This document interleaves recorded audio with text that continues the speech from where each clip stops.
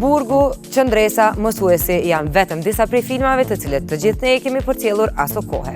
Por a ju ka shkuar ndonjëherë në mendje se çfarë ka ndodhur me Petritin në filmin Burgu i Mërgimit në jetën reale?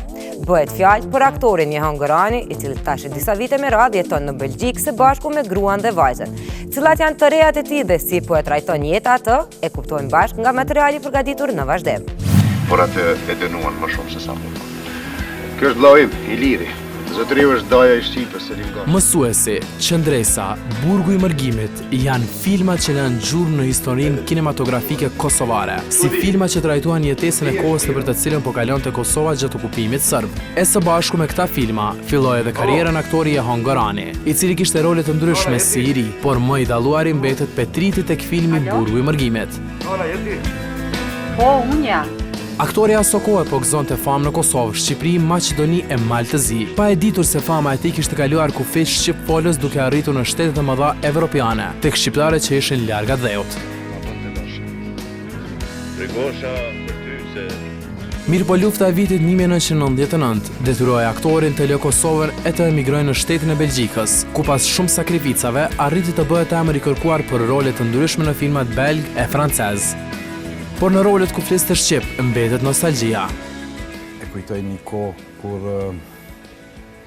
isha 25 vjetë më i ri, edhe shumë entuziast, edhe besoj shumë diçka që të ardhmen na bjen shumë e mirë. Kur e shoh veten këto videofilma,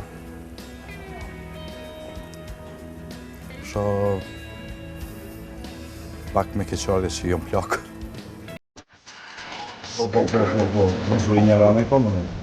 Në vitet e 90-ta të dëgjonte pushtetit të këndoje shqip, ishe kriminal, e lëre më të luajë në ndonjë film që do të nxirrte në pak të zezat e pushtuesit. Ka pas, për shembull, njerëz në uniformë që e kanë diçka që na punojnë. Edhe në pej, kur kom shku, i kisha edhe kojshijat, policin. Ta unë e di që ka punon ti, edhe punon filma për kundër regjimit, kundër Serbisë. Edhe ma boni thaj, ti lojal qytetari i Serbisë. Normal, ti s'ki që ka të thosh tjetër, për pas që po. Shumë vite karrierë në skenën e teatrit e të filmit, me do e mos do të ketë një ngjarje që të qëndiset në memoria, e që e kujton edhe pas shumë vitesh jetë. Ka shumë momente, por një moment mas shumë ti ma edhimshmi ka qenë gjirimet me filmi Mësuesi, kur kemi shku në fshatin Miren, ku ka qenë një shkollë pa drejtare, e fëmijë shëndosh të mirë, edhe gjysmë lakuriq. Ajo ka qenë shumë edhimshme edhe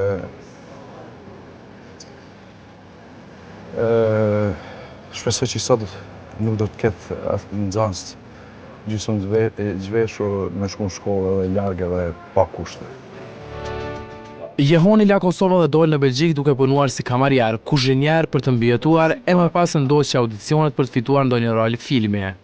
Fillova ngadalë me një filmetrazh i shkurt. Ai filmetrazh i shkurt pat sukses, ku edhe fitoi çmimet jurisë të publikut edhe të gazetarëve, 4 çmimet kryesore. Mandej aty fillu në kontaktet me regjisor, producent dhe aktor tjerë. Pri ati momentit, mandej kam fillu ngadalë një bo disa audicione për do seriale vendore atje në Belgjik, ku pata suksese, mandej kur hinat mashinë, atër fillojnë të rasin tjerë të shofin edhe kështu. Po, ka qenë punë shumë vështirë edhe nuk më them që është fat, po punë e madhe dhe so kom pri aty. Në filma shqiptar, Jehoni karakterizohet gjithmonë me role pozitive, ndërsa në ata ndërkombëtar si Le Dernier Diamant, Dossier K e të tjerë me rolet negative.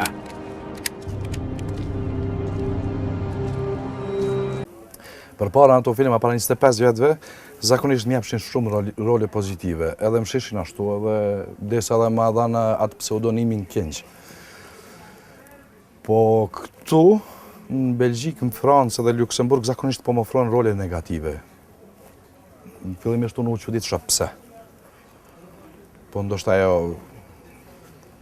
fizionomia jeme, fytyra më markante edhe më ashpër aty. Po unë e gjinda edhe role pozitive dhe negative. Jehoni pati fatin të luajë me emra të mëdhenj të kinematografisë botërore mes atyre aktorë që u nominuan për Oscar. Nuk është si na që i paramendojmë aktorët ose yjet mëdhej jonë edhe kanë mendjen e madhe ose nuk bisedohet me ta. Ta përkundazi janë shumë thjeshtë dhe kënaqesh mua vetë me ta.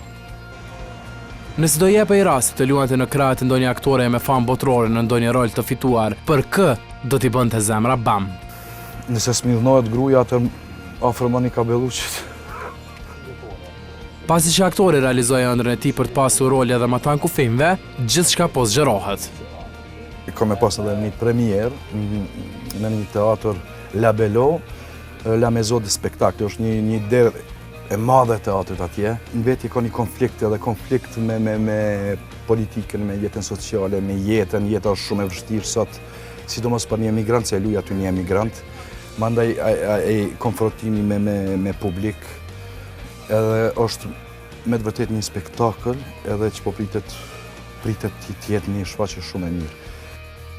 Si gjendet me jetën personale Jehon Gorani? Gruan që ka dikur si unë kur se ka. Gruan më të mirë në botë e kam. I kam edhe 2 vajza. Njëra është 13 vjeçë, edhe e kam një të vogël 1 vjet e gjys. Aktori u rikthye në Belgjik pas pushimit të tij që po bënte në Kosovë së bashku me bashkëshortën, korrespondentin e televizionit të Kosovës për Belgjik, Gjeraqina Tuhina, dhe vajzën e tyre të vogël.